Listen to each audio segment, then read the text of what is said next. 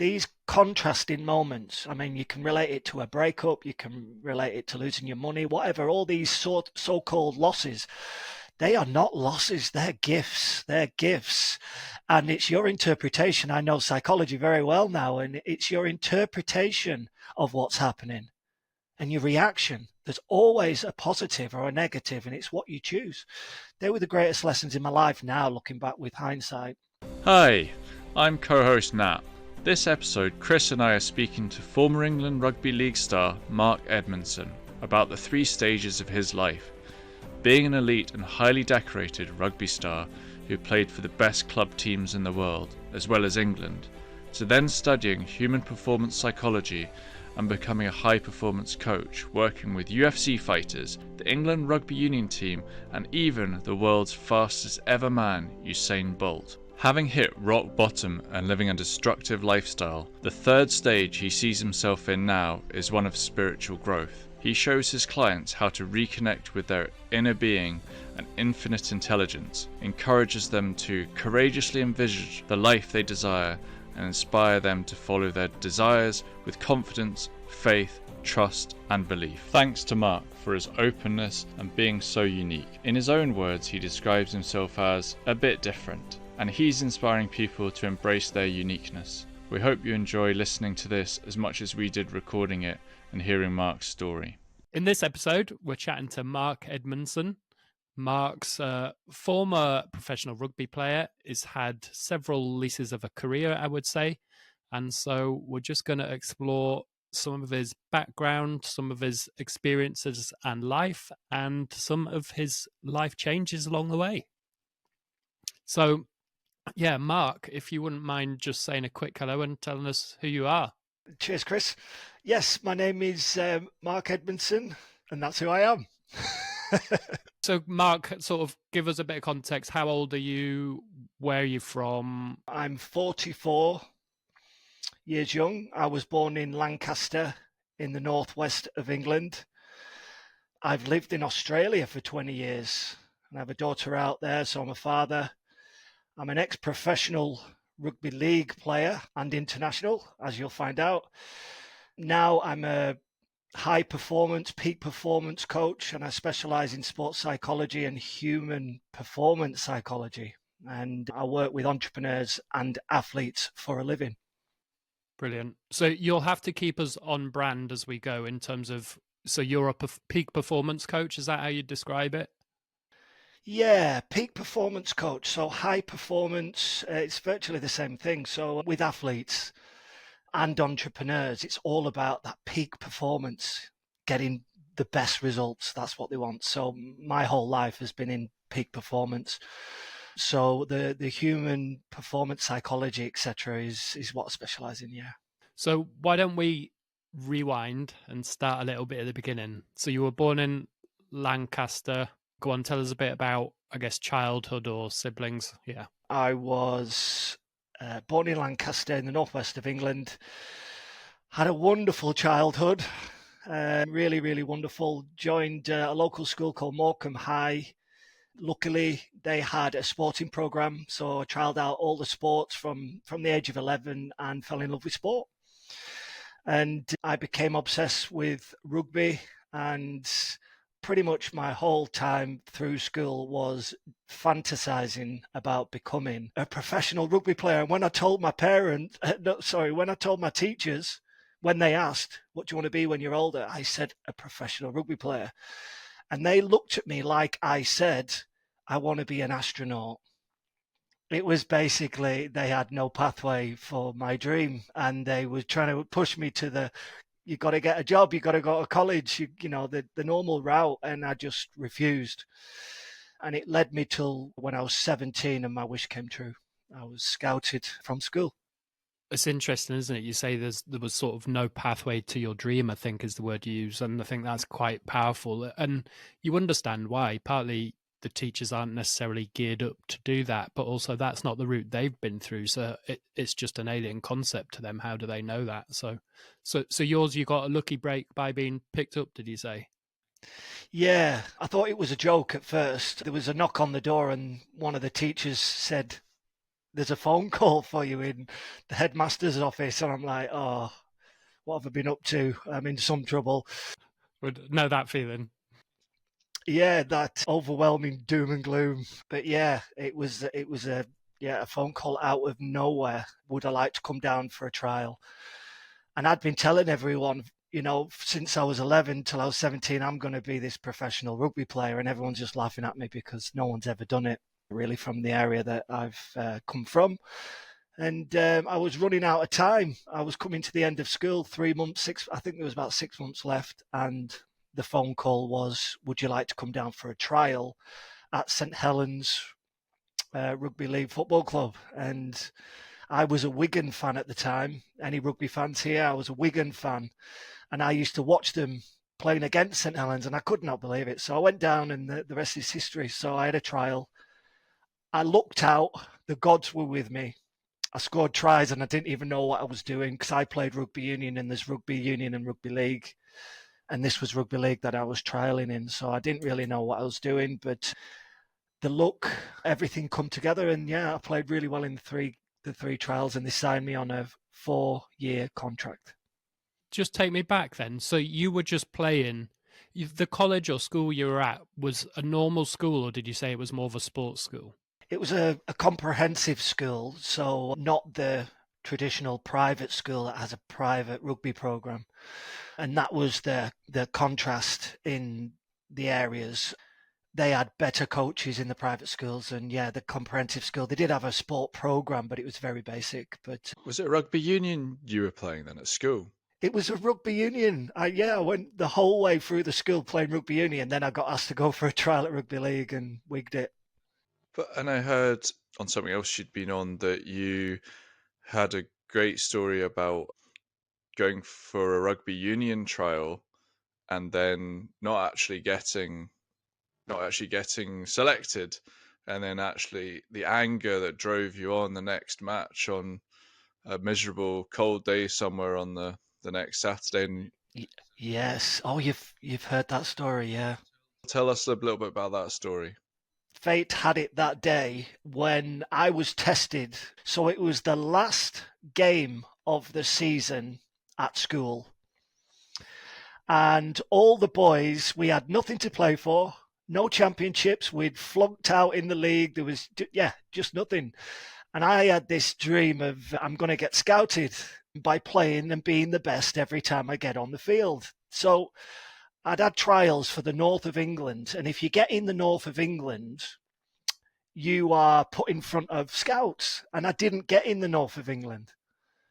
So all I had left was my school rugby, and it was the end of the season with nothing to play for. So talk about the gods testing you. Do you really want your dream? Sorry, when I mean gods, I mean the rugby gods. It's a joke. Not getting religious here.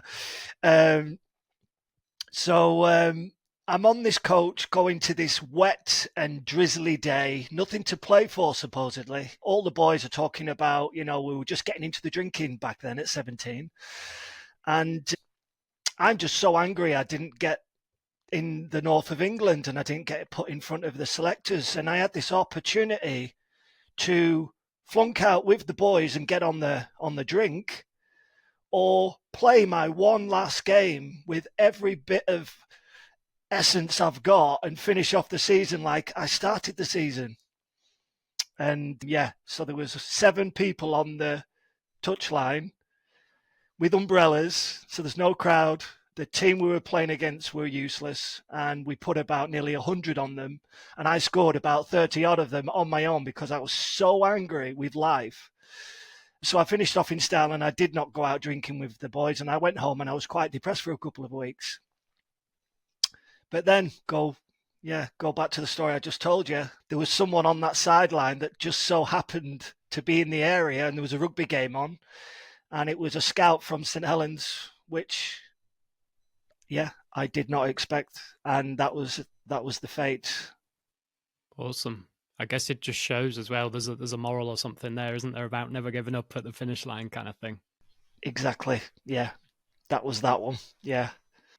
Okay, so that's how you got into becoming a professional. And you said, so you signed for St Helens, which I don't know. And just for anyone listening, this isn't a deep dive on rugby or rugby league or union, and you don't have to know any of this stuff. It's about the changes along the way, but humorous a little bit. So I guess one question would be, what position had you or were you playing? And then tell us a bit about what it was like at St Helens and sort of who they were.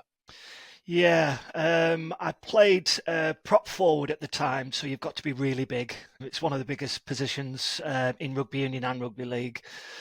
And I was just growing into my body, really. And so I signed professionals. So then I've gone from being a big fish in a little pond to then joining the professional ranks. And there was 100 levels, Chris, 100 levels to climb again. You never get there. What I realised is you never get there. I could, you never get there. So I was now into new levels, and then, and again, it was just a test of morale, character, personality, determination. How bad do you want this dream? So yeah, I'm just adapting to everything. I think one of my qualities that I was born with was grit and determination. That must have been from my ancestors or something, being Vikings and stuff like that. But yeah, I was going now into a new sport. So rugby is two sports, rugby union, rugby league. Now I had to learn a whole new game, which was different. And the professional ranks, I cried for about a year. I was now in the racehorse ranks, I call it. So trained like a racehorse. You can't have any excuses. You can't have any fear. You can't have nothing. They eliminate everything out of you. And I'm talking about the coaching staff, because they've got an outcome to get, and that's to be champions. And if you're not a champion, it's like the SAS, get out. And when you say you cried so many times all the way home, literally driving from Lancaster to St Helens, which is about an hour and a quarter near Liverpool, cried and cried and cried, because one, exhaustion, one, I couldn't handle the pressure, you're not bullied, but it's just military example. And I guess that pressure then, I mean, it must have been coming from everywhere, but when you're crying, are you thinking this is coming from yourself, from other players, from the coaches, or a bit of everything? First of all, it was shock, complete shock, nervous system shock, training 4 to 5 hours a day. Then your nervous system's shutting down. Then when I'm driving home, I'm exhausted and falling asleep at the wheel and getting all emotional. And then I get home, and then, I've not been following the moves. I don't know the plays. I don't know anything. It's a new game. Panic. I've just signed a contract. What have I done? Anyway, yeah, you adapt. You get used to it, just like any new job. And it's all chaos at first. And once the dust settled, yeah, then all of a sudden it's not a problem anymore. And then that's the growth. So tough first year by the sounds of it, but then you settled in. Tough every year. Right. Every year was another level. It's like, Jesus, give me a break. Give me a break. This dream is not what it's supposed to be. There's no ceiling. Tell us briefly about the journey within. How long were you at St Helens? Was it 8 years, 9 years? 8 years, 8 wonderful years at St Helens, yeah. And you won loads, I saw, on Wikipedia. So, yeah, nine championships, and we won 6. And tell us about the sort of journey behind the scenes a little bit with, you hear about sportsmen and they are either the sort of, in football in terms of Ronaldo, who's basically always picked every week, or you're, I don't know, I'm just thinking another analogy, some player who only gets on, if someone else is injured. Or I'm fascinated by that with professional sports, because the mentality, you have to stay strong to be able to sit on the bench and come on and play. I'm interested. Was that you, right? That was me, yeah. So I found myself in one of the greatest eras of St Helens and rugby league in general. I mean, people still look back on that time and think, there was an era of 6 years where we're in 9 championships. 1 year we won everything that there was to win. The club is still doing that now. What happens, you've got your Wigan era, and then you've got your Leeds era, and it passes around. But this was a fortunate era for me. And, if we're talking in rugby terms, the people I was surrounded with were the greatest players on this planet. So I was happy with the crumbs. Please, just select me. Please just get me on that field. I want to be a part of this. And I was literally hanging on to dear life my whole career. So I was no Ronaldo, but actually when I retired, I was just getting going. So I was getting into my prime at 27, 28. And if there was another 5 or 7 years, I was one of the best. I mean, to play for England, you're obviously one of the best, but I mean, legend status, no. Just alluded to you, but you can let yourself off the hook for that one. You're not quite, and some people probably, I'm sure, will disagree with that, being in those teams. Yes, yeah, I have a laugh about it. Yeah, unsung hero, I got called. In other words, you're shit, but you made it. You touched there on you playing for England as well. Yeah, one of the greatest moments of my life, yeah. Yeah. So did you play, a handful of games, or were you fairly regular, or where were you there? Yeah, so I got selected when I was 21 so just before I signed for St Helens, I did make it actually to the north of England. So I played for the England Rugby Union, north of England side. That was after my second year of not getting in the north of England team. So on the third try, I became an international. So that was great. And then with the rugby, it took me I was 17, 18, 19, 20, 20. It took me 5 years to make it as an international at rugby league. So I toured South Africa. I got the medal here. I got the trophy. So it says player of the tour, England under 21s, South Africa. That's one of my greatest moments. So I went to South Africa, played in a test over there, won the player of the tour. It was in the star-studded England team.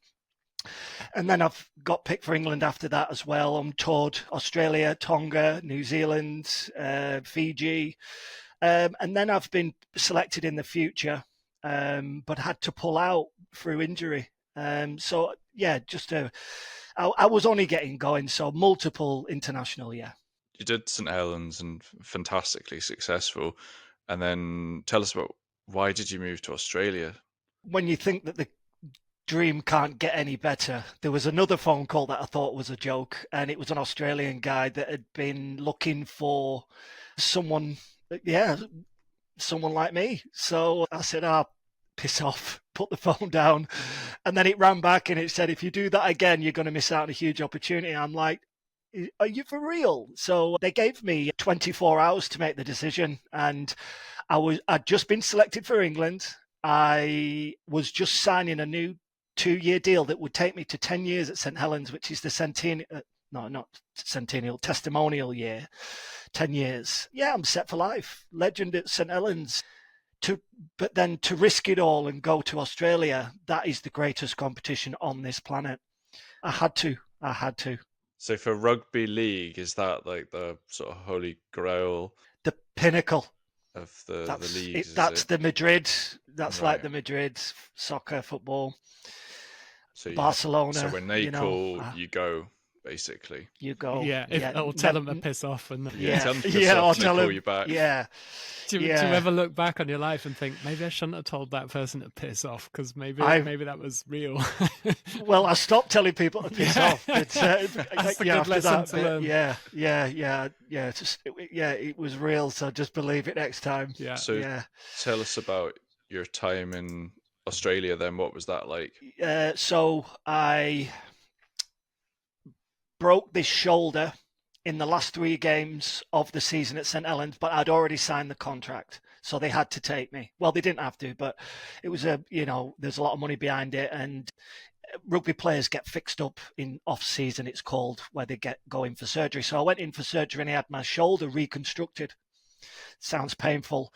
I had nerve damage on this one. I had bulging discs in the neck, and I had bulging discs and prolapsed discs in my spine because I'd just been smashed up. So I go over there, and too late. I've signed a 2-year contract. I'm fully committed. So I went over there, I got an apartment on Bondi Beach.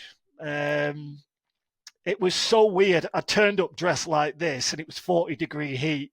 And I'm in tracksuits walking down to Bondi to my new apartment and just boiling hot and thinking, oh my God, this is, it's so strange. I've just been to Bondi Beach about 2 weeks ago and loved it. Amazing place. I can't believe you got to live there. Yeah, I got to live there for 1 full year. Yeah, and I got into all the culture and everyone's wearing like V-neck shirts and no shoes walking around the place. But yeah, so I settled in there and I had a what's called off-season, pre-season. Pre-season's where you're getting ready for the season. So I built myself back up and got myself up to match fitness by playing for the Newtown Jets, Chris. I know the Newtown Jets because there's a podcast, The Teacher's Pet, which I probably mentioned before, Nat. So yeah, Newtown Jets comes up. Well, yeah.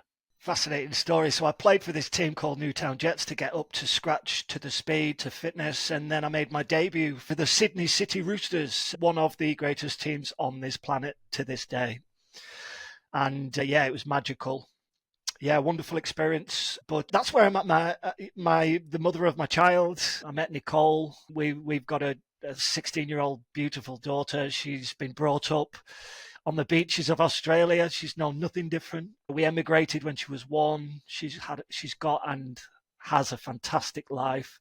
I've lived a wonderful life there because of that. So I wouldn't change a thing. So I went there to have my child. You didn't know it at the time, but unfortunately the ceiling of my rugby was pretty much doom and gloom after that, because once the body broke, there was no operation that was going to save me, I believe now. And I'm actually glad, because I was heading towards brain trauma, concussion, brain degeneration disease, to be honest. Yeah, you see that coming out in the news now, don't you? And I guess in all sports as well. But yeah, interesting.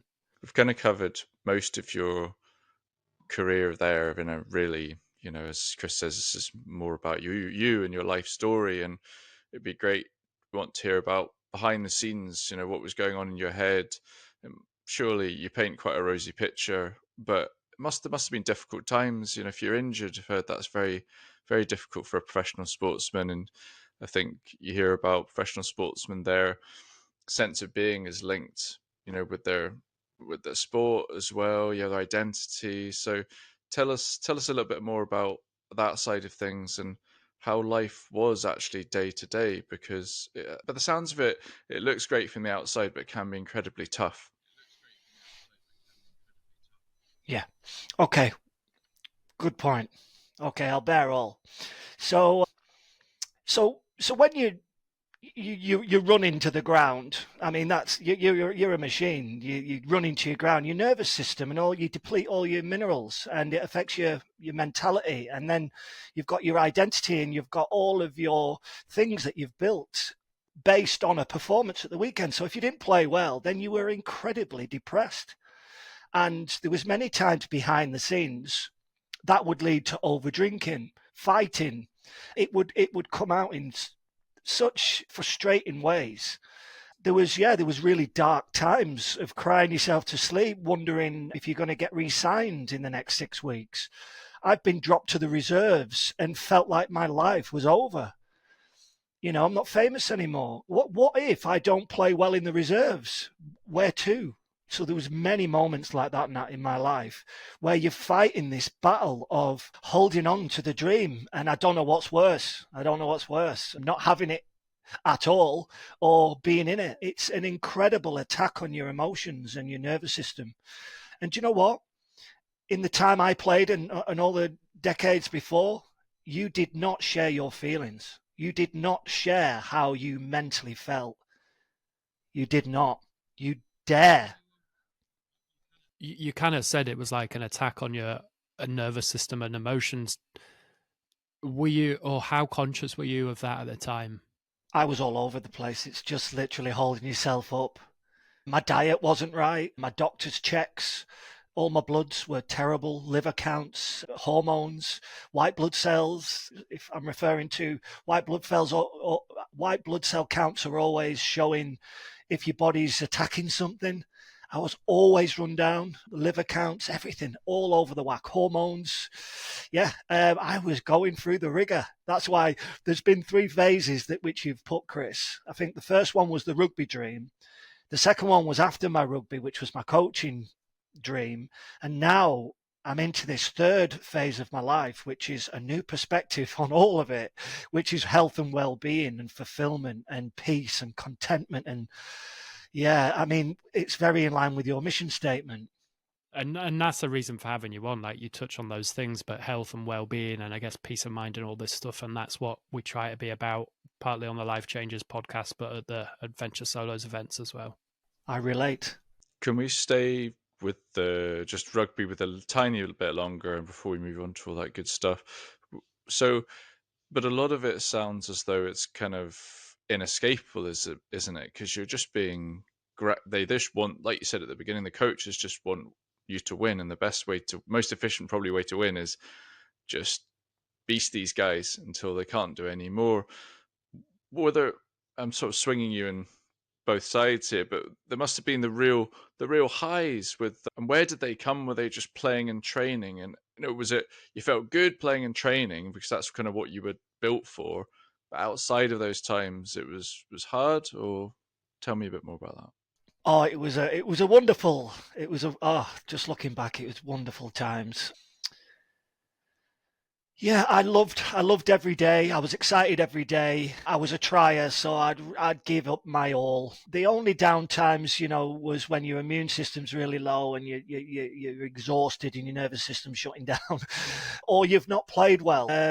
But I got to a point where I was playing well consistently. You can't make it unless you're consistent. So it was 80-20. It was 80-20 of just pure what dream am I living? Pinch me. So it was a load of that. The 20 was just really dark. That's when I've been dropped. Poor performances, ridiculed by social media and fans and newspaper cuttings, all that to deal with. So, but it was a wonderful, wonderful journey. I had a few issues following the wrong crowd, drinking culture. Were they rugby colleagues? And you mentioned before fighting. Are you fighting? Is this what you'd imagine typical lad stuff, going out fighting with other people? Or? Massive drinking culture, not too much fighting. It was me that was the fighter. I have an issue with that. If anyone tries to dominate me, I won't stand for it. And then if I'm 10 pints, that's not great. That's not great in a rugby culture, is it? Yeah, I know. Well, I had to restrain myself from fighting constantly on the field. I'm not one for fighting on the field. It was outside of the field. Luckily there weren't cameras and phones like there was back in my day, but yeah, I would find myself nearly getting running away from police and running over farmers' fields out of nightclubs and just getting into mass brawls. And yeah, so I had some issues. I fell into the wrong crowd. A massive drinking culture. So it was discipline all week. I mean, never touch alcohol, never in the house. If we won, then it would be drink until Monday. Power drink. Don't go to sleep. Go hunting. Go out. Just get blind. Celebrate. We are invincible. Oh, wow. And what years was this? Because it's kind of surprising to me. Maybe things have changed now, have they? Because just you wouldn't get away. You'd hear about, sorry, I'm not really much of a rugby fan too much anyway, and football's sort of been the game that I follow as a fan. And you hear about like the great Arsenal teams of the sort of, think it was the 90s, the Tuesday Club, like Martin Keown and that, going out till all hours. But is that the same era, or is this kind of more recently? So my era was 99 till the late 2000s. Right, so not that long ago then, is it? Yeah, it was still, no, it's not that long ago. No, it was still happening. Yeah, I'm only 44 and I retired so young, 28. So yeah, it was just before the phone started getting going. I've had one of my superstars on my team come to my house. We've been out for a night out. He's gone to the next house thinking it was my house, and he's kicked the door down because I didn't answer the door. And then he's been arrested by the police, and it never even got out in the media. Well, it has now.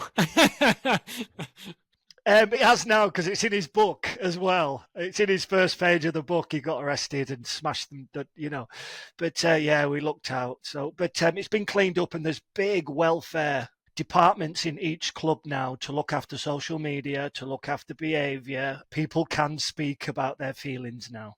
It sounded like before you were just an asset, for want of a better word. Yeah, I mean, that's the contract you sign. When you sign your life away. It's a trade-off. Yeah, we weren't allowed to do skiing or anything. We were just prized possessions. But yeah, no probs. This changing subject a little bit, I was touching something else, but you mentioned kind of contract there, and what was the money side of things like?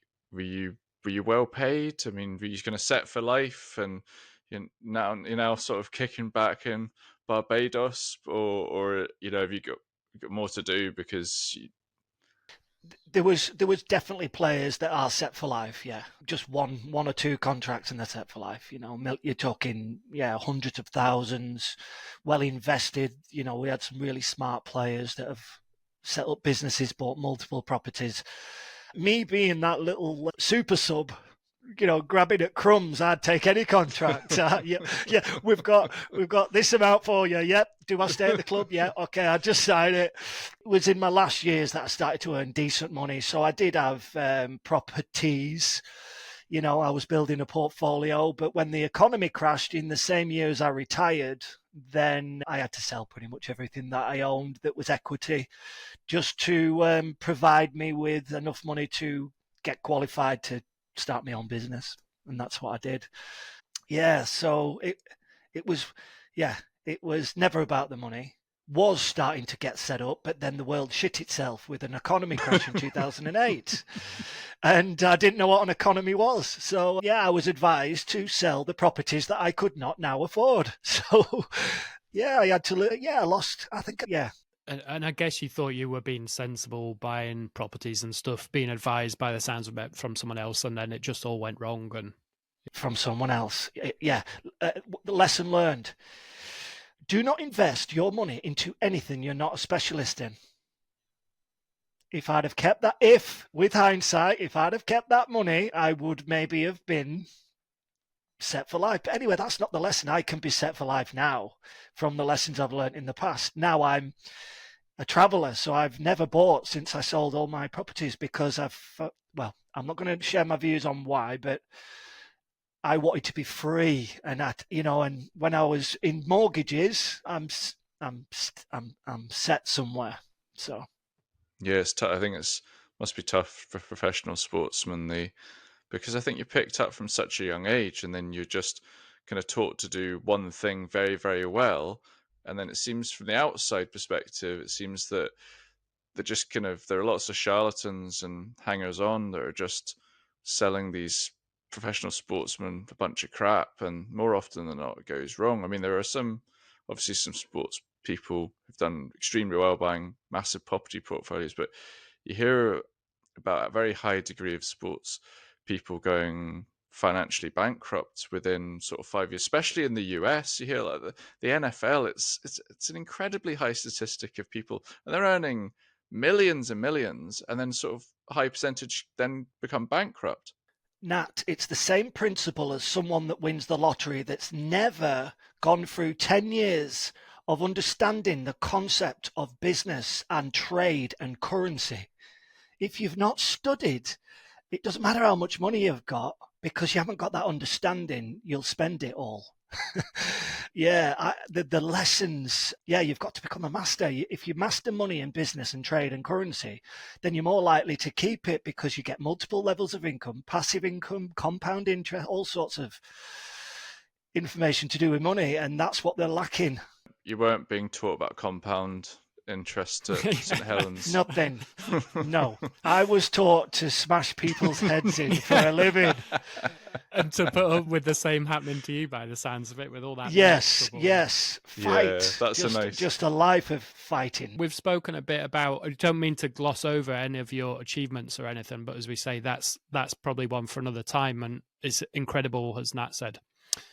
So then you've got to this stage where you're 27, 28, injury prevents you, and you're going through this incredible change. And I think you touched on sort of pretty much loss of identity. So tell us a bit about what happened sort of from late 20s onward. What does your career look like? What's your life look like? And how are you feeling? 28 was when a surgeon said to me, not a chance. Bulging disc in the neck, so this is damaging nerves going down your spinal cord, Mark. Every time you run into someone, it's a car crash. You've had too many car crashes, your spine's disintegrating.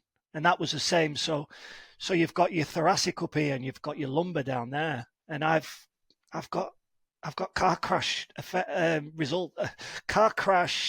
type symptoms, plus 2 broken shoulders, plus starting with the head concussions. I was getting knocked out a lot, and just a worrying phase for me. So I was advised to stop now, instantly. So I did. And wait, that's coming from a doctor that's not a rugby doctor. It's not a.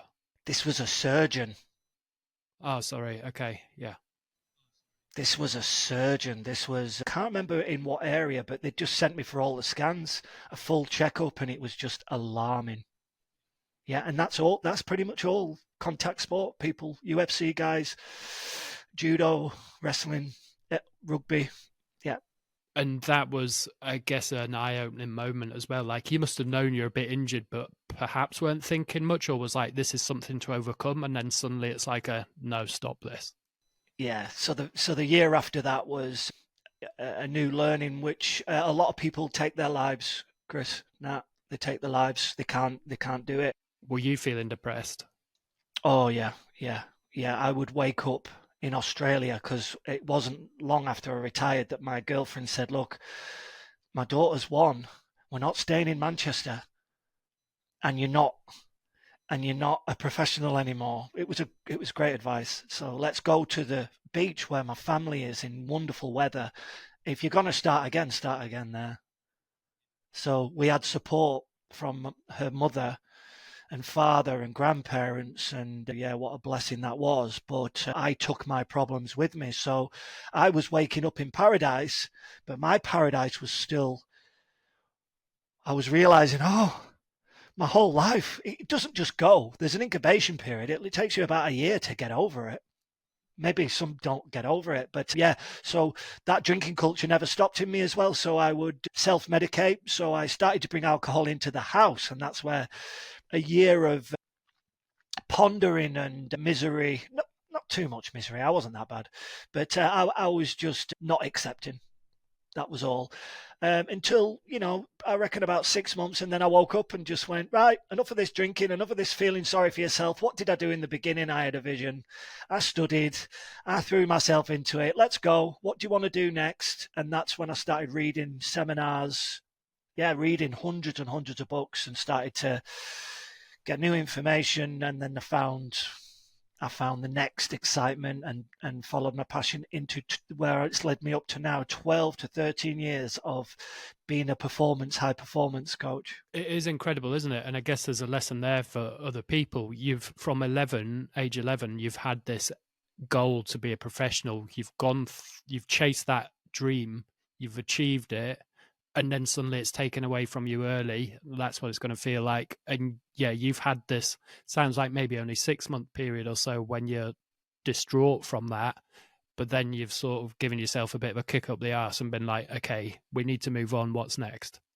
What I know now with hindsight is these contrasting moments. I mean, you can relate it to a breakup, you can relate it to losing your money, whatever, all these so-called losses. They are not losses, they're gifts. They're gifts. And it's your interpretation. I know psychology very well now, and it's your interpretation of what's happening and your reaction. There's always a positive or a negative, and it's what you choose. They were the greatest lessons in my life now, looking back with hindsight, because I never knew what identity was until I lost it. I didn't lose it. It's one cycle. There's cycles of winter, autumn, summer, etc. And it's just the same in life. That was a cycle, and it was done. But I live with that. I live with all the memories and all the experience through my work now. So what's bad about it? I'm just glad I never lost my life like so many do. That was a real watershed moment. Like, your life could have gone any which way at that point. When your career comes to an end, you're sitting presumably in an apartment somewhere, were you drinking on your own at that point, at any point, or? No, I was drinking around my partner.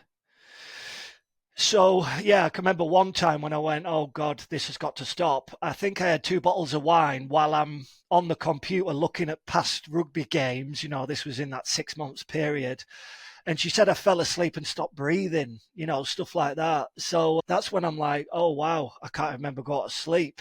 Something in your head must have said, I'm in trouble here. I need to sort myself out. That was before drinking even started. That was just a blip of self-medicating. That's what that was. But then, yeah, later down, I've got some more stories down the line. And this is, it's an inspirational story because you're at that point, could have gone either way. And actually, you've now had an amazing, as Chris pointed out earlier, sort of second and third careers. But this second phase, I mean, correct me if I'm wrong, but looks amazing in terms of this is, you can tell everyone about it, but performance coaching, you've been doing England Rugby Union you're involved with. I mean, I've been stalking your Instagram. Usain Bolt's on there, UFC fighters. I mean, absolutely incredible. Anyone would be proud of that career, let alone what you also did in rugby. So, yeah, tell us about that part of your life. If we go back to when it all started when I was 11, the grit and determination that's in me and being really determined and stubborn as well. When I eventually come out of that little contrasting phase, which I had to go through to realize it's no good feeling sorry for yourself, let's go. I had to just get back in touch with what do I know? What do I specialize in? High performance, peak performance, psychology, fitness, moving the body, handling pressure situations, a bit like, the military. And so I thought, right, I'm going to be a peak performance coach. What do I need to study? So I quickly studied, sports psychology, leadership psychology, therapy, health and fitness. And I did all my coaching international badges so that I could become a coach. And I mapped it all down on paper and I went, how does that feel? Yep, this sounds great. So then I threw myself into reading, education. Again, at the beginning of my rugby, it was reading books on diet. It was setting goals, it was learning. So I started the process again and I threw myself out there for free, at schools and at gyms in the area of the Gold Coast where I lived. And it wasn't long before my name got out there. Obviously, you got credentials. So I had the sporting credentials to get me in sporting schools, sporting colleges. And over the years, practice, to the point where I became successful enough to pay for my living, to pay for my rent, to pay for my food, because I was living off savings and borrowing money off my grandparents and my parents just to survive. And I mean, it's nice to be there. I like to go. I better not say this too much. I like to go to rock bottom to appreciate things.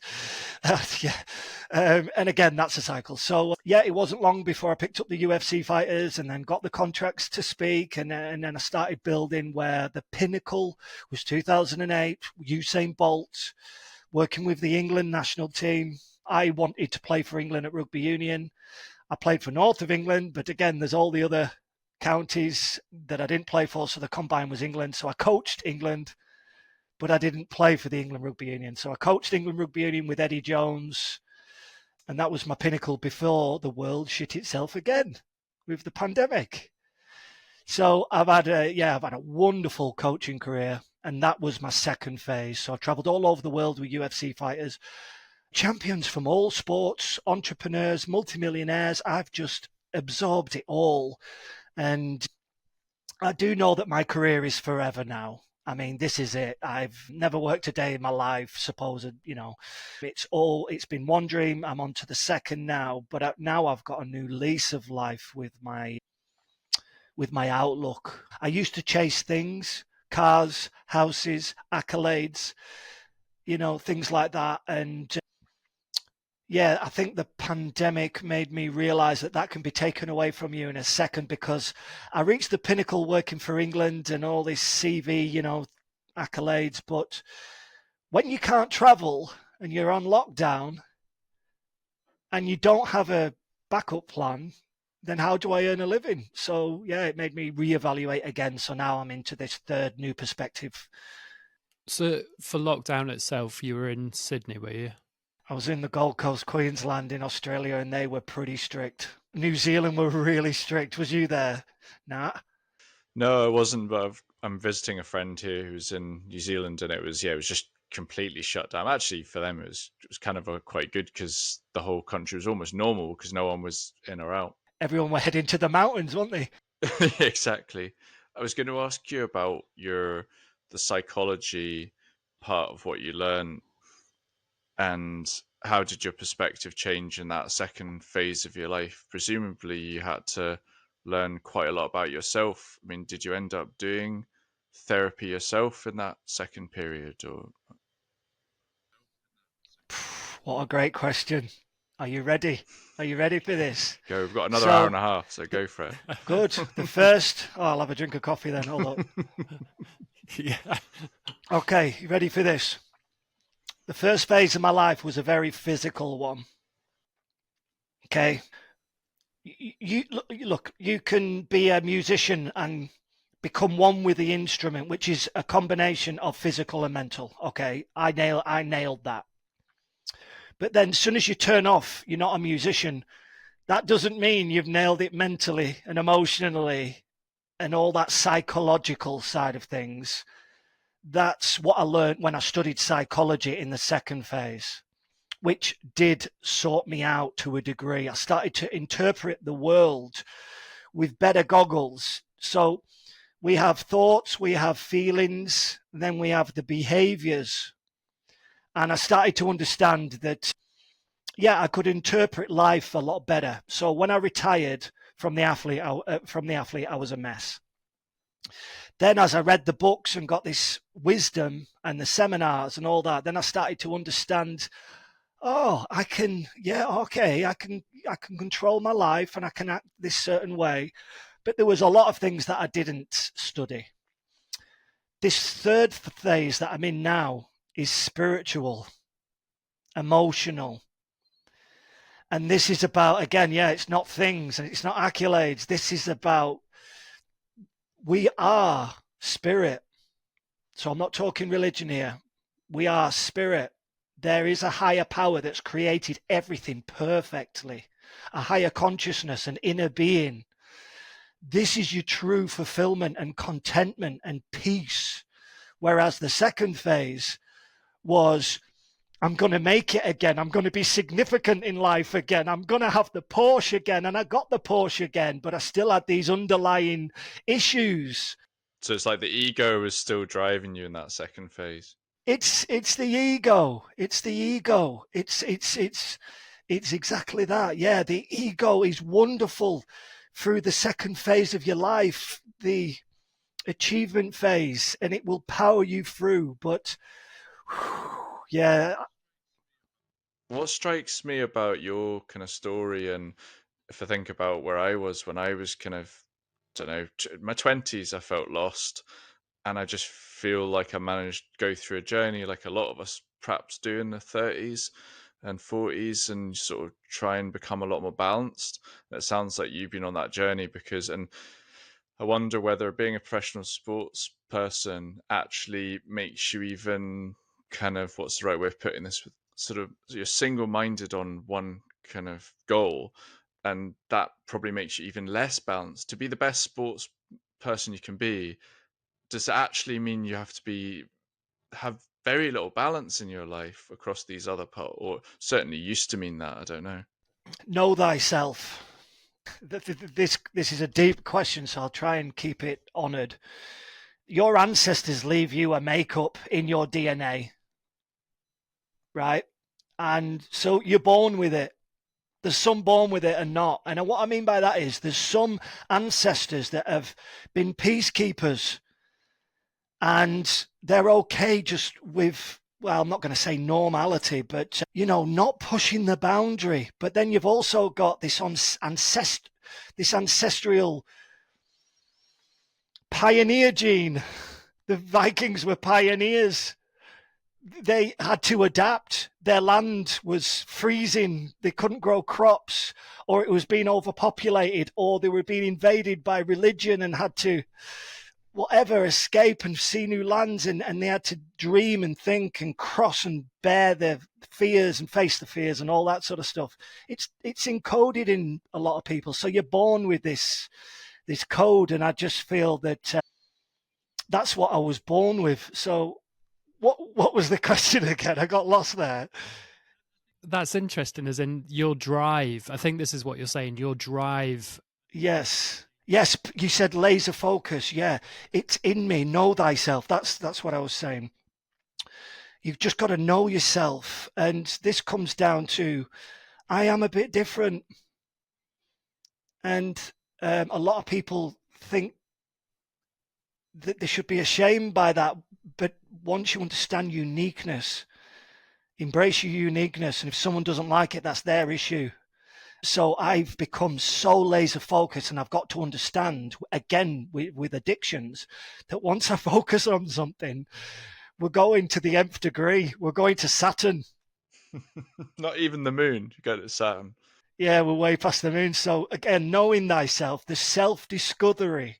That's quite an interesting way that you've put that. Really interesting perspective, because I've used that quote, I think, on a previous podcast. I can't remember if it's Socrates or Plato. Know thyself. It's one of my favorite quotes. I probably cropped that out. Yeah, exactly. I'll just say that again. No, it's because I took it to mean, well, know thyself from a sort of more psychological perspective, and asked you about whether you'd done therapy and spoken to people. That was one of my questions. And I certainly did that.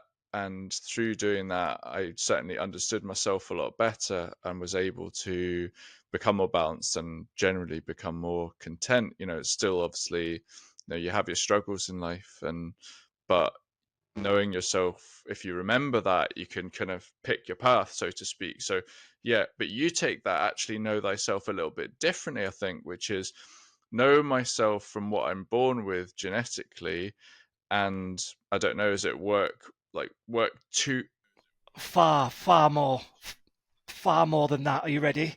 So I'm so glad that you went to therapy, and that's a service that has helped you. In my mental health webinar talks, I've got to make sure I stay on point here. So no, I'm going to go straight back to that therapy thing. I'm so glad there is people out there to talk to.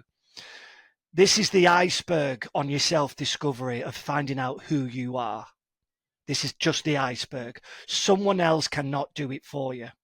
The self-discovery journey is the higher self, the inner being, the little voice on this shoulder that has been gently guiding you all your life. I did a talk on this today about addiction. The addiction is another voice here, and it's a negotiating voice that I'm not dying today, so that pint, that vape, that cigarette, that junk food, that bad relationship is all right for now. It gives me a thrill, but it's not in the long term. This is knowing thyself, knowing what is taking you off your spiritual journey, your purpose, your health, your passion. The inner being is the spirit side of us that never dies. The body dies and decays, and then the spirit and the soul. So I'm getting deep here. I have a journal that I've made. It's an 80-page journal to help someone to connect to their inner being, that little gentle voice, and blacken out and dampen out that one that's led us astray. Okay, so the healthier you get with no addictions, and you're watching your behaviors, and you're becoming more mindful, and you're getting into these meditative states, you are connecting back to source, which is your inner being, which is the higher self, the infinite. And that's where we end up. If someone is enlightened, has a spiritual awakening, that's living a really wonderful life, not out of ego and not with any addictions, and this is not many on this planet, then you are one of the lucky persons that are flourishing. And I would like to say that I've been I've been tested to the ringer, thrown into a contact sport to smash my brains out to see if I can handle it, to then go into losing my identity and building this emotional intelligence, to then go through addiction to nearly where I drank myself to death, to then come out the other side and have a spiritual awakening. This is, and I've still got now a lifetime to explore self-discovery. This is only the surface of the spiritual knowing thyself. I hope this makes sense.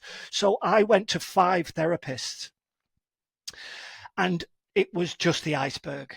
It was just the iceberg, and it was wonderful for that time. But guess what we tend to do as humans? We go in there and we give them a little bit. We definitely don't bear all. And if we did bear all, we'd be labeled psychotic or insane and chucked in a ward somewhere. So, but the thing is with journaling is you can have that conversation with that inner being that's right there, that subtly has been trying to guide you, that has your best interests at heart. The one that's telling you not to eat that food, the one that's been guiding you all your life and you've just been ignoring. The journaling, the writing comes from source. Everything that has been made on this planet, apart from nature, has come from an idea. Everything that you can see right now has been from an idea, come through the body, down onto paper and brainstormed into a product. The microphone, your clothes, your couch, your house has been designed from a thought, from source.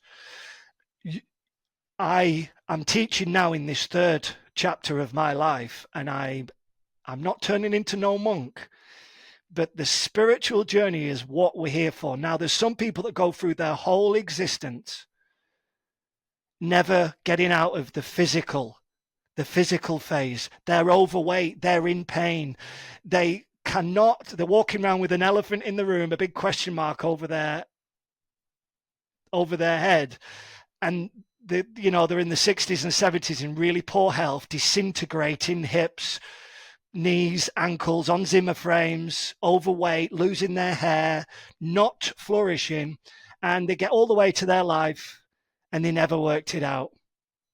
Yeah, and I think what we're saying here, maybe I'm probably almost certainly oversimplifying it, but you've been through this stage of physical and, as we touched on before, sort of ego and I guess almost materialistic or external, extrinsic goals and achievements.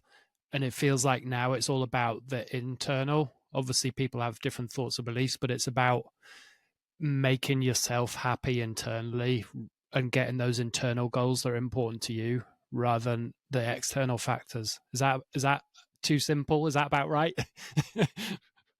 You nailed it. Now, I hope I answered your question, and that was all right. I just get into a bit of a flow you did. there. No, but you're dead right. It's inward, and there's so much. There's a lifetime now of how much self-discovery inwards. And I feel like you're grateful to learn that at still a relatively early stage where maybe you were 40 or something, but you've got decades ahead to explore and play with that and help other people with that. Is that about right? Can I tell you my vision statement, Yeah, my mission statement?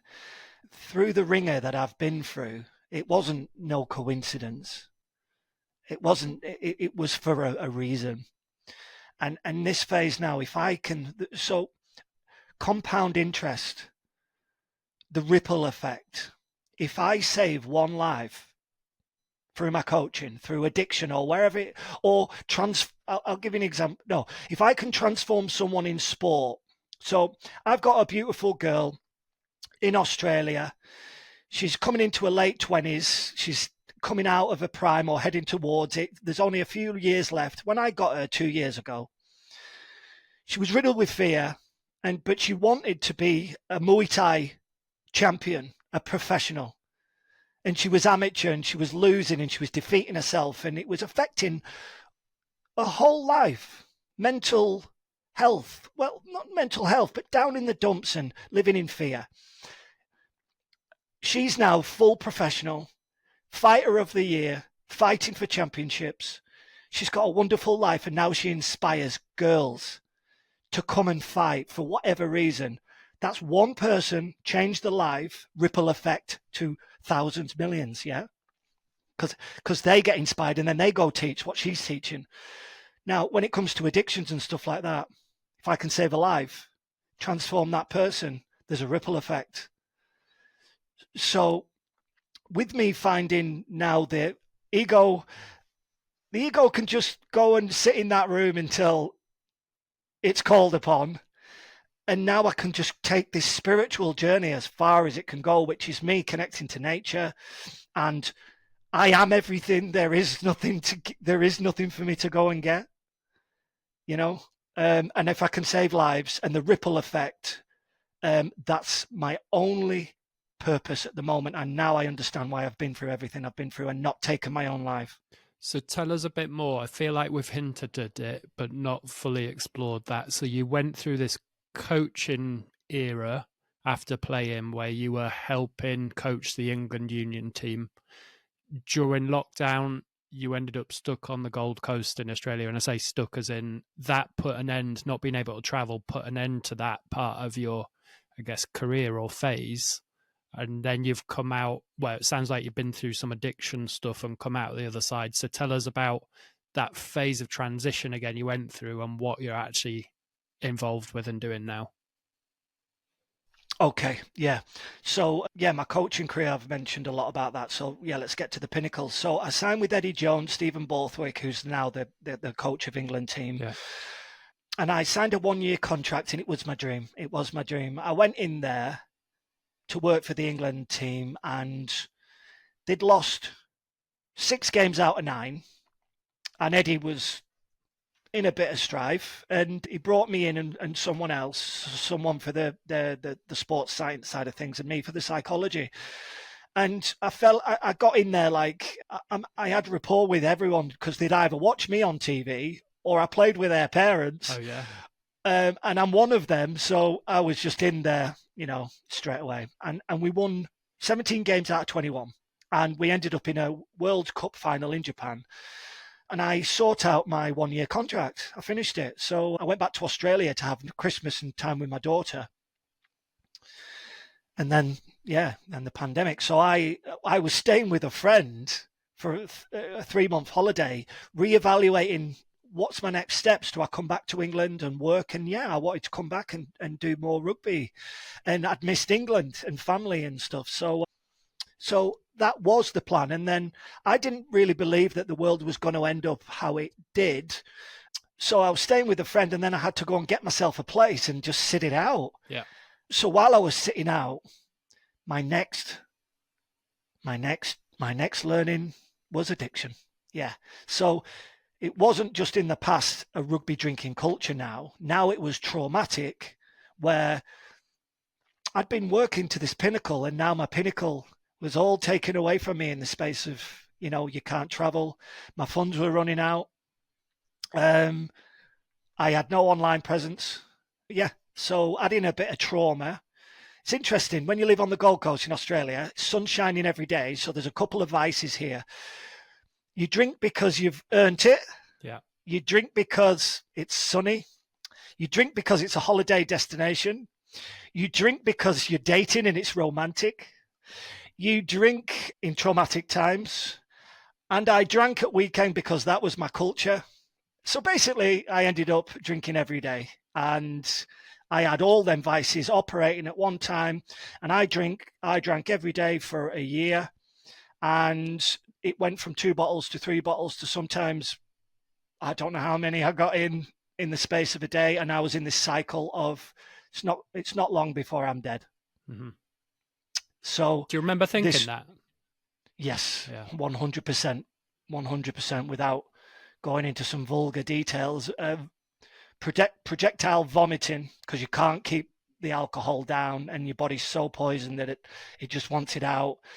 Being paralytic, not knowing what day it is, what I've done, all the blackouts, and to a point where divine intervention had to kick in, or again, all my angels, whoever was with me, were looking down on me, and I got down on my hands and knees. I've had a grandfather that died that I've never known through alcohol.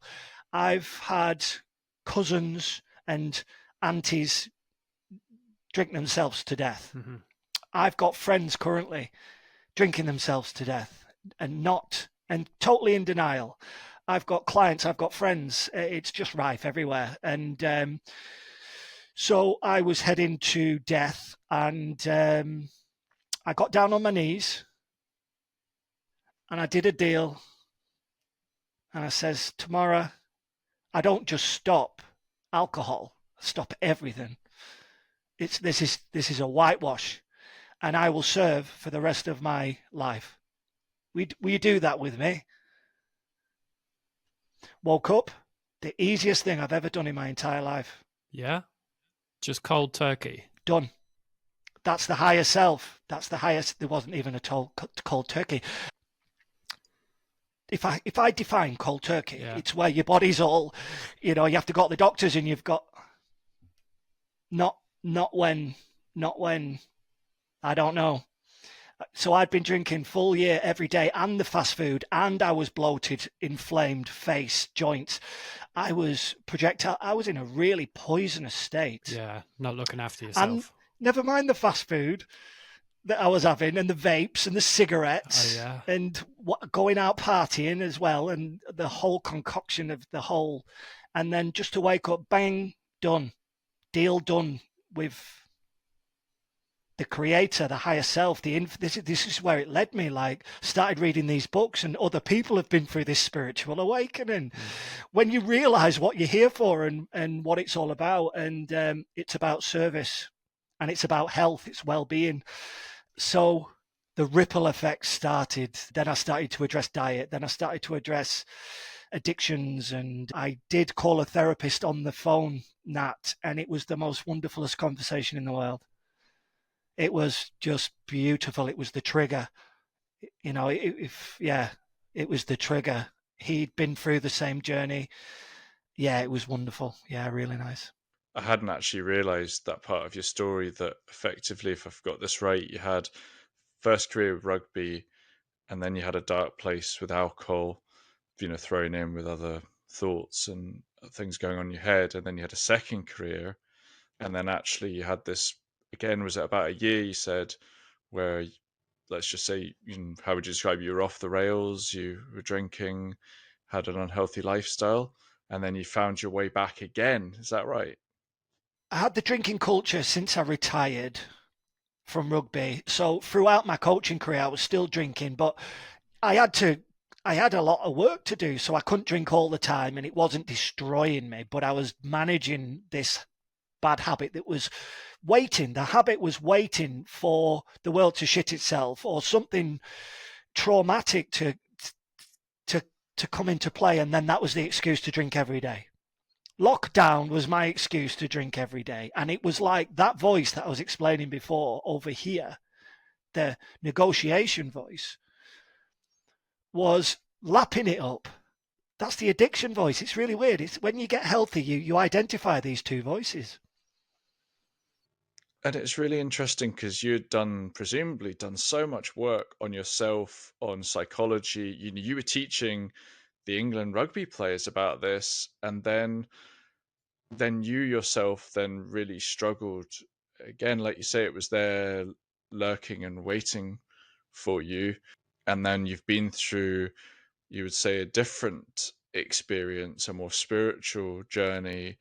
And has that left you feeling, or would you feel a lot different now to when you were doing this sort of second career? I felt like a hypocrite. I felt like a hypocrite throughout my... Well, the thing is, I justified it by... I'm a specialist in sports, so when I was teaching my athletes, which were predominantly athletes, then they don't need to know about my drinking stuff, because I'm not teaching them to not drink. I'm teaching them to perform at the highest potential they can. So that's how I had my private...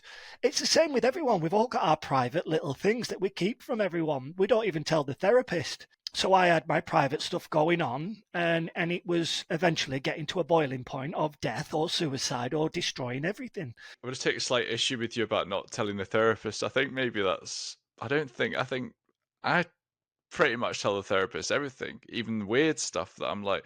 So I think maybe that's something from you, that I'm sure lots of people do it, but I think that's maybe something that was keeping you back slightly if you weren't telling the therapist things? Because everyone's mad to a certain extent. So the quicker everyone realizes that, and then, you kind of reconcile it with yourself. When I started journaling, then I exposed all, because I couldn't hide anything from myself. That's where I was going to there. I'm still not going to tell the therapist everything, definitely not. That's my 2 pennies worth. What inspired your spiritual journey? That sounds as though it's come from within, but has there been reading that you've done since finding that part of your life, or have you inspiration from any other places? It's called receptivity. I could read all the books, but if I am not receptive, if it's not my time, it falls on deaf ears. I can tell someone now about addiction, and unless they're ready and receptive, they cannot hear. There is no tree falling in the forest if there's no one there to hear it. There is no sound. You have to be in reception, and you can talk to someone flat in the face, and if we're not following the rules, if that's not their journey, some people are they're not all supposed to be healed. There's so many journeys that people have to run. My father being one of them, who has spent the majority of my life in jail. And he taught me how to live, because that's what I didn't want. So there's these journeys that people have to work it out for themselves. They have to follow that inner being. And if they don't follow that inner being, then they run the course of their life and they're going to have to start again. I'm a bit confused. Does that mean, I understand what you're saying about receptivity, but by that, do you mean that it all came from within, like a kind of... It came to me. It comes to you. The source comes to you. So the rugby came to me, right? So I'll give you an example. There's on topic and off topic. If you're trying to force something and make something, it's just the harder you try, the less you get it, right? But as soon as you take your mind off the thing that you want, it tends to then come. It's like a light bulb moment. This is called source. This is called it's coming to you. Inspiration comes to you. Your calling comes to you from the higher power. So I'm going a bit deep here. I could have died. I wasn't meant to die. I wasn't meant to die. I was meant to go through the things, but it's come to me. But isn't there an openness and a receptivity, as you call it, but also external factors? Like when you're coaching people, speaking to people now, you must believe you can have an influence over them. Yes, you must believe, right, this person needs to be open to my ideas. But, going back to, say, right back to your rugby days, you went to a school where they played rugby, you tried hard, you played well, there was a coach there. Some of these were external factors. Okay, you can call it the cosmos and etc., but ultimately, do you must believe we have some of our own self-determination. Choice, free will, sovereignty. Yeah. Sorry, I'm getting lost with this. Let's summarize this. So the key ingredient to being receptive is a will to change, to want to listen. So I do not go volunteering my information, trying to think I can change the world, change that person. They've got to come to me. So I put my stuff out there, say in my work, but it's not to get anyone. I'm just sharing my passion and my experiences, and someone who's receptive, who hears that, whereas 100 might hear it, but they don't hear it. They're not ready. They're never meant to hear it. They scroll past me. They're not interested one bit. That's perfectly fine. It's the ones that are receptive. When you are receptive, you tend to open a book and it's got the message in there that you need. The synchronicities is where I'm getting at here. It's so beautiful when you are receptive, and everyone's receptive to a different story. That's how I'm trying to summarize it. So I think that makes sense, yeah, and I can see where you're coming from with that, which is you can make a huge difference maybe to a smaller amount of people with that attitude, and that's brilliant. Can I do another summary? I've just remembered. My mother coming home after 20 years away, and I can see that my mum has some habits that I would love to stop.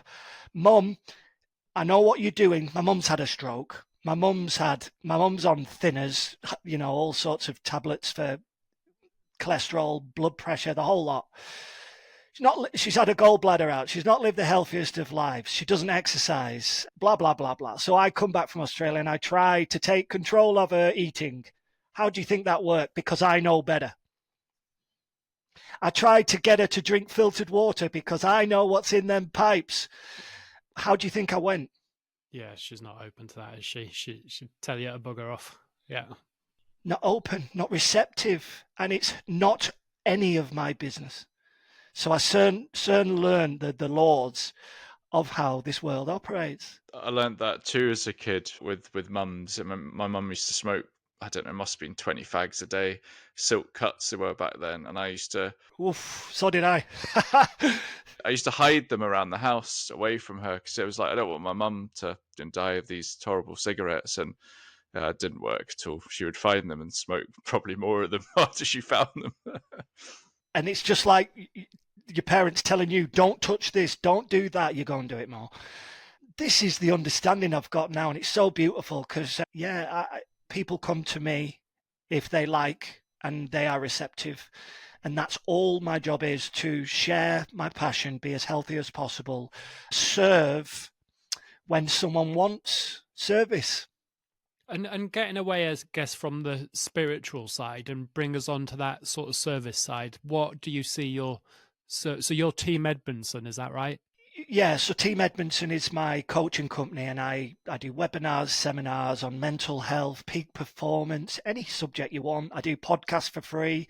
I'm in love. Yeah, I'm in love with conversations of people doing really good stuff in alignment, with the same vision and goals and purpose and all that sort of stuff. So Team Edmonson, I've got a positive t-shirt brand which is called the Team Edmonson I'm a Champion on My Worst Day. I've got a t-shirt with a slogan on the back. I've created a journal so that people can connect with themselves and have private conversations, which I believe are the most closest to God, to the source. And you can bear all in these journals. I've got my journals here. I've got a mountain of them. I've got visualization and meditative sort of products to help people with their performance. Look, there's a conditioning of the body, and everyone listening will understand that if you eat well, sleep well, train well in running, lifting, the body adapts, right, to the conditioning.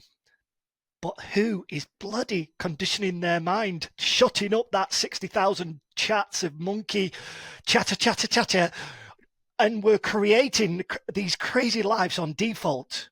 We're not mindful. We're not purposely creating. So I want to get back to that creativity and mindfulness and meditation. And it's all to shut up and take control of the conditioning of your mind. Is this what you wish you'd had when you were younger? Did you get the physical side and not the mental side? I got coaches, yeah. I got the sports psychologists. So I got introduced to hypnotherapy, which is visualization and wonderful self-talk training. I got introduced to journaling at the age of 21 by Wayne Rooney's sports psychologist, do you know, for Everton and Manchester United. So he introduced me to journaling, and journaling, again, is that private conversation with yourself. And this is where you condition your mind. So the mind is so untapped and so vast. And if you've not got control of it, it's just like an unconditioned body. So, yeah. So how can you be successful if you're not conditioning the mind? Because that monkey mind is rattling all day, and it's exhausting trying to, and that's the automatic, that's the subconscious, that's on autopilot. And if you are in that, then you're on default, which is, I'm just not aware of what I'm living, basically. And that's people that just go through the same cycle every year, every week. My job is change if you want to. you're saying about journaling, and I was Yeah. tempted before to jump in and be like, oh, we'll read them out later.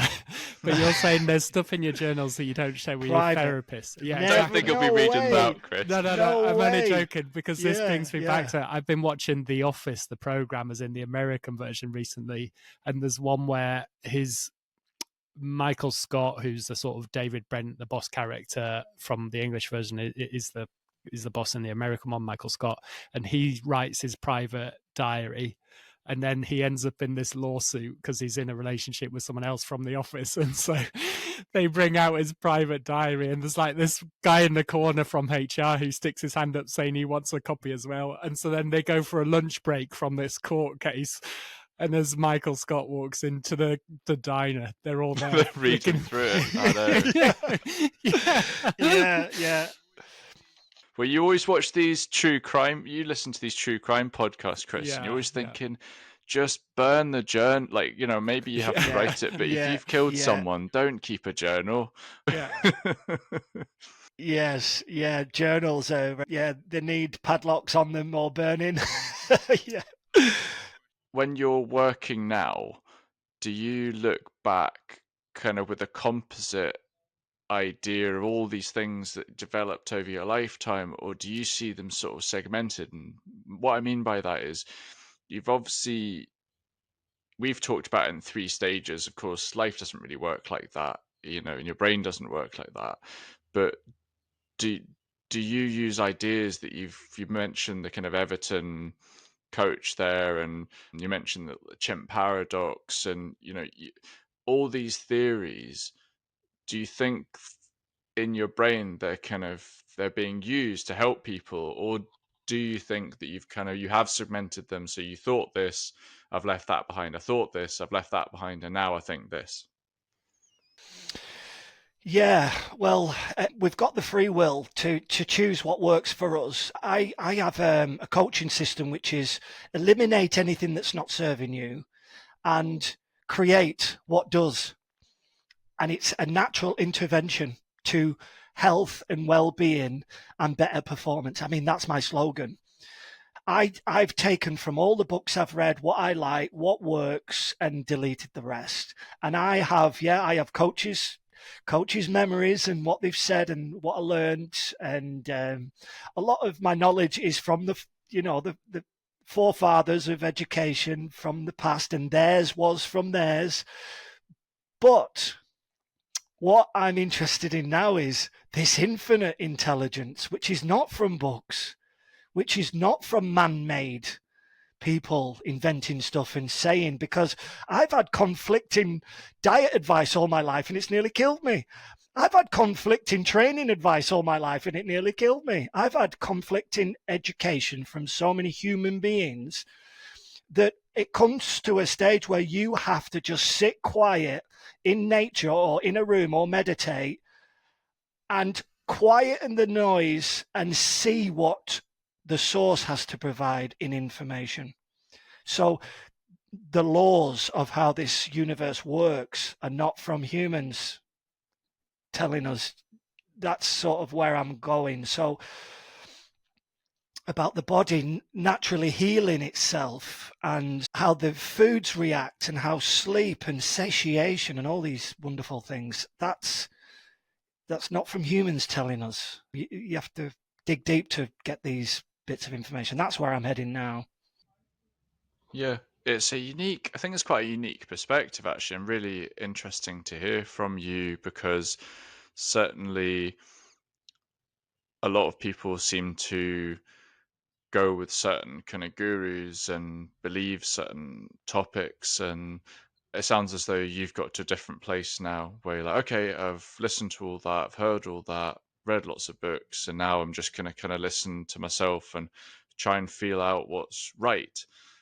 Know thyself. I heard a wonderful concept which was just eliminate everything. Go back to, so if you want to hear one of the best interventions, fasting. For all of the topics on fasting, when I was studying addiction, it was like, if you can control food, which everyone's a prisoner to food pretty much. I've gone and have a look at the observational evidence out in society. Go and have a look. food is putting people in confinement. What observational, you mean people getting obese and us eating fast food and all this sort of stuff? People just massively overweight and accelerating age. Bald. I've never seen so many bald people in my entire life. Because you're getting older. No, I'm only joking. I've got beliefs that we're just not supposed to go grey. We're not supposed to go bald at a young age. Maybe when we're 90. I believe that, well, from my own experiment, I should be on a Zimmer frame right now. And I've got younger people than me that have never been smashed up like me. And they're disintegrating. Anyway, long story, but the elimination diet was fasting.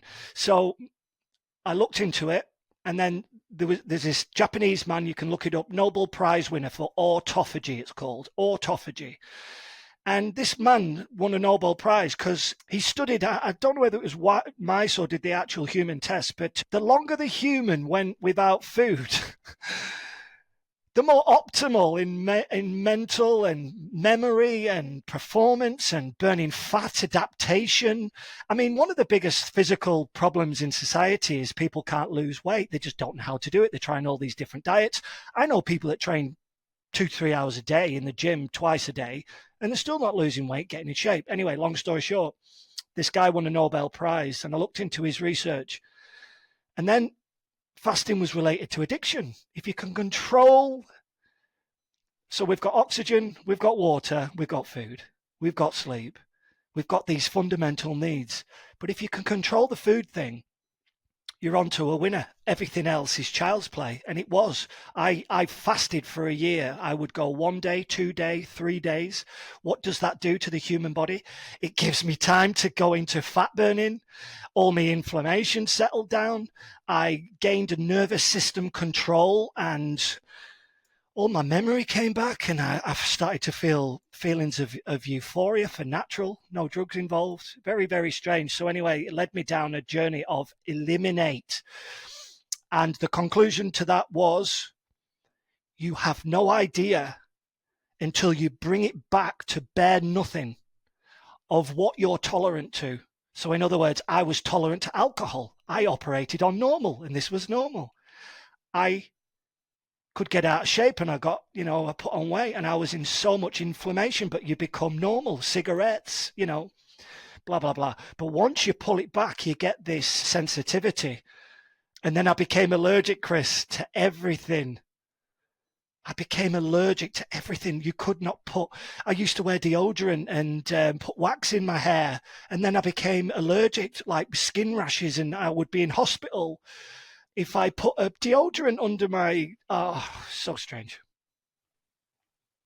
So the elimination and connecting back to a new intelligence, yeah. Because would you agree that this human body is so complex, not even the greatest scientist knows nothing about it, nothing. Yeah, for sure. I do agree with, we use a lot of chemicals and stuff, or I think as society or as a human race, we're almost a bit arrogant sometimes. Like, we'll realize that we're doing damage to the ecosystem or planet or ourselves or whatever, and instead of stepping back from that, then we'll invent a new chemical or drug that helps fix that without thinking of the consequences. But just stepping back, this is maybe in time in your career, but you were talking about food there. You have said to me before about you were eating, I think, 8 meals a day and you weighed 100 kilos. So just appreciate we're jumping around, but tell me about roughly what maybe do you weigh now, and yeah, I guess you're on a 2 or 3 meals a day. What was that journey like? I was on breakfast, lunch, dinner, supper, and maybe a fifth meal in the middle of the night to keep the 100 kilos on. I was on a very high carbohydrate diet with energy bars. We were sponsored by supplement companies. So I tolerated up to 10 involvements in food, eat every 2 hours to 1 hour sometimes. So it was a barrage of trying to keep this weight on like a bodybuilder, but athlete. That was just... Well, do you think that was an unhealthy relationship? As in, did you start to resent or dislike food, or was that a perk? Yeah, oh yeah, yeah. It was forceful eating. It's just what you had to do, and the demands on. I was playing against 130 kilo monsters, and I was 100 at best. But where that was heading me was to liver failure, and eventually, when I had all the tests, diabetes. So I was heading towards diabetes because there's this thing called insulin resistance. There's only so much your body can produce insulin. When sugar comes in this body, what does the body do? Gets the sugar out of the bloodstream because that's called high glucose in your blood, right? What does that lead to? Blindness. Your limbs dropping off. It's called high glucose level. This is sugar. This is carbohydrates in the system. So I'm eating 10 meals a day and it's all carbohydrates and all sugar drinks and sugar, sugar, sugar. And the doctor just couldn't work out what's going on with me. And he says, what the insulin does is it comes out and it sends it to the liver and it sends it to the muscles. So it's good that you've got muscles because it burns it up. But the thing is, it can't deal with it. There's just too much. So you become insulin resistant. What does that mean? The insulin can't send it places. So you start to get high glucose in your blood and you're going to get diabetes. There's nothing you can do about it apart from no more sugar. No more carbohydrates. Bloody hell, see if the body can heal that. And this is evidence in society. My ancestors, there was no vegetables, there was no fruits. There wasn't fruits and vegetables that we eat now in Britain 400 years ago. They got them from different countries. The potatoes in bloody Ireland are not native. They're from South America, because they went on the tours with the boats and the Commonwealth and they brought them all back. So anyway, long story short, going back into your generation and your... I thought we were going to go right back to 1492 there. So further. Right, okay. On this journey, I started to go, okay, so I've gone from heading towards diabetes to now 1 meal a day. If I'm busy, if I'm 2 hours training, I listen to my body. So you eat when you... here's the trick though. Sugar, that you don't get satiated because it's a drug. And there's no essential carbohydrate. There's essential minerals, there's essential fats, there's essential protein, or you will die. But there's no essential carb. Look it up. So basically, we don't need carbs. The liver produces carbs, and it's called gluconeogenesis if we need a spurt of sugar. When I knew that, I'm just like, what have I been doing all these years? Killing myself. So I now listen to satiation. When you eat protein and fat and salt, you are satiated. You cannot eat anymore. So you eat till you're full. But if you eat carbohydrates and sugar, etc., you are never full. And it never satiates you. So 1 hour later, you're hungry again. You have these big crashes because you've never been satiated in the first place. That's the addiction cycle. I hope I'm not going too far out here. But yeah, so with my food now, I'm making sure I'm getting my ancestral food. And it's working because I do not have rheumatoid arthritis anymore. I do not have fat around the liver. I do not have liver disease. It's all gone. And the only thing... I have 2 pieces of fruit, so there's an avocado and butternut squash, which are dense in minerals. I have organic salt and lamb and beef and all the fat that I can get down me. And that's the healthiest to this point. This may change in the future. I don't know, because it's unique to you. So what I'm saying is not for everyone. It's genetic. You've got adaptations in your genes. So I've come to learn. Cut it out and then bring it back in and see how your body, and learn from your own learned experience. I think they call that, don't they? Like what's happened in your life. Can I change the subject? I've got a question that I'd like to ask you about relationships. You've been on a hell of a journey through your life, and I've only known you this hour. I just met you on the call, but you seem like a very warm, open person, easy to get along with, certainly unique, in terms of your outlook on life and your story. But I wonder, how have your relationships through your life and your thinking towards relationships changed, because you've come from such a competitive environment and such a unique environment with the rugby, and then you've gone through these different phases of your life. So I wondered Have you? Great question. Yeah, well, take it away. It's like you're reading my mind. It's like you're literally just saturating everything I've got. So this is a big component in it, Chris. We've had a little touch on this. Okay, this is quite beautiful. So in the self-discovery is I used to get nervous if I was on my own. And I would fill the void being on my own by Netflix or a distraction or food, eating when you're not even hungry. Or it would be, who's out? Who's out? Anyone out? Anyone out? It would be like midnight on a Wednesday night. Anyone out? Someone's at the casino on the Gold Coast, so I'd be out. Or I'd be drinking, or I'd be looking for something apart from just being on my own. I'd never been on my own. Hence relationships. So I'm in Australia on my own. I'm separated from my ex. I live on my own, or, you know, with a flatmate or whatever. But you want the company, don't you? And so getting back to what you were saying, I would be in multiple relationships that did not serve me. They served me for the passion and the sex and the lust and all that. But long term, again, that little voice saying, what are you doing with this person? What are you doing, Mark? Again, not listening to it. Sex is good. It's all good. Oops. Sorry, future wife with that one.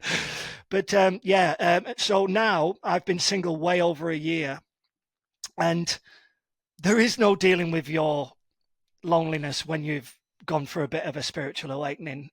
Your peace and contentment is the place you start. I am now in preparation, designing the best me, the highest version of me, to get the match of me. She turns up and she's better than me, or she's on the same wavelength, whereas the past I was with a drinker, I was with a partier, I was with someone that was living a lie, I was with someone that hasn't dealt with their loneliness, their trauma. I've had to deal with all of this, enabled to now be okay on my own, love my own. I'm just focusing on the best me, and when this girl turns up, she is going to be the best her, and it just works. And do you know what? We'll renew our vows every week. How about that? That's a promise to our future. Yeah, let's not move in together. Let's not quickly jump ahead and put pressure on everything. Why don't we just live separately, catch up when we've finished our work? No neediness. Yeah, I bet there's a lot of people listening going, live separately. Yeah, I'm never living with someone again. No way. I think, I'm. Do you know when I said before about receptive and connecting to source, and it comes to you, inspiration and all the downloads? I believe she comes to me. I don't go looking for her. The law of attraction is I just love myself and develop myself, and I feel the love of I have it right now, and then she comes. I think there's a lot to be said for, again, it's the back to the know thyself and not trying to fill a black hole with the relationship, right? How about other like relationships in your life, just interpersonal? I mean, just like friendships and things. Has your attitude changed towards them, and have your friendships changed through life? I think that's something worth exploring on this podcast, because it's about life changes, and friendship groups can change through life. And people often struggle to accept that friends come and go, and you can make new friends. And later, and that's people think, oh, I'm 30 or I'm 25, that's my friend set for life. And well, that's not true. You can make fantastic friends later in life. These are just beliefs that have come from some of that we're telling ourselves, superstitions and all sorts. I've not anyone I've met throughout my whole life. I am available for them at any time, whenever they want. But I'm now aware that we run our little busy life. We've got our journey, and if we bump paths, we bump paths. I've got some wonderful friends that I feel dearly about, but the old me would have hung out with them more, but the new me, no, because they're all drinkers, they're all smokers, they're all partiers. 80% of my crowd are still running that program, and I will not be a part of that program. I've got a new focus, so I've got a very small people now. I don't think I know one person that doesn't drink. I don't think I know one person that doesn't party. I don't know one person that doesn't vape.